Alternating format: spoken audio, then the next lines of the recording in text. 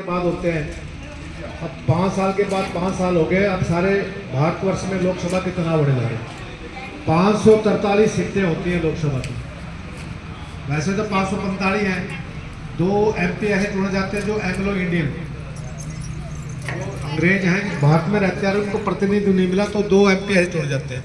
तो वो तो शायद नहीं है। तो 543 सीटों पे चुनाव होने जा रहा है। हरियाणा की 10 लोकसभा सीटें हैं और हमारी जो है लोकसभा जो करनाल पड़ती है, यहाँ से हमारे कैंडिडेट भी घोषित हो गए, चुनाव की घोषणा भी हो गई है। अपने हरियाणा में 25 मई को छठे चरण में, तो उनको हमने जिता के भेजना है। जिता के ही नहीं भेजना, उनको रिकॉर्ड मतों से जिता करके भेजना है।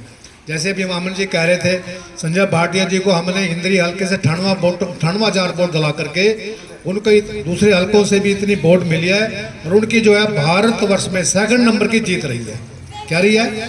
2nd नंबर की जीत है। अब देखिएगा उसके बाद 5 साल हो गए। 5 साल के बाद तो अभी जैसे सिडिल्ला जी बता रहे, हमारे माननीय प्रधानमंत्री जी हैं, हमारे माननीय मुख्यमंत्री पूर्व मेरे मुख्यमंत्री मनोहर लाल जी, और अब जो हमारे जो अब नए मुख्यमंत्री बने नायब सैनी जी, कितने काम कर रहे हैं। अब तो मैं कहना चाहूँगा इतने काम हुए, इतना कल्याणकारी नीतियाँ बनी हैं, तो मैं समझता हूँ कि अब के बार इतना उनका वोटिंग होनी चाहिए अपने लोकसभा से। भाई पहले नंबर की इंडिया में उनकी जीत हम दिलाएं। मनोहर लाल जी क्या कराएं? पहले नंबर की जीत दिलाएं। अब देखिएगा 2014 में जब चुनाव हुए लोकसभा के, 282 सीटें लोग बीजेपी को मिली। 2019 में जब चुनाव हुए 303 सीटें मिली। अभी जो है प्रधानमंत्री का 400 पार का नारा है। क्या है? 400 पार का नारा है। 370 तो बीजेपी की सीटें और 30 जो सीटें बचती है एनडीए के, दूसरे और पार्टनर भी होते हैं इसमें। तो 370 का इसलिए महत्व है। 370 क्यों रखा?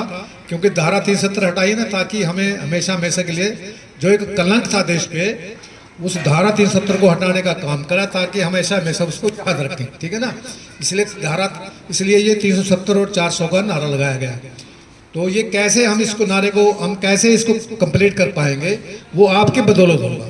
तो मेरा आपसे अनुरोध रहेगा, सबसे पहले तो जितने भी हमारे त्रिदेव हैं या जो बूथों पे पदाधिकारी हैं, अधिकारी हैं जो ड्यूटी लगा रखी है, तो मेरा सबसे पहले तो रहेगा जिस भी परिवार में, जिस भी बूथ में, गांव में आपसे अनुरोध रहेगा, एक ये पता करें पहले भी किसकी वोट नहीं बननी है। 25 अप्रैल तक नई वोट बनवा सकते हैं। क्या कर सकते हैं? 2-4 दिन का समय है। जिस घर में भी वोट बननी है रहेगी है, तो उसकी वोट बनाने का काम करें। अगर हम ऐसा करेंगे, अगर एक बूथ पे हम 10 वोट भी बनवा लें और वो हमारे हक में वोट करा लें उसको कैंडिडेट के, तो 5 बूथ हैं तो 50 वोट तो ऐसे ही बढ़ जाएंगे हमारे। ठीक है ना? एक बात।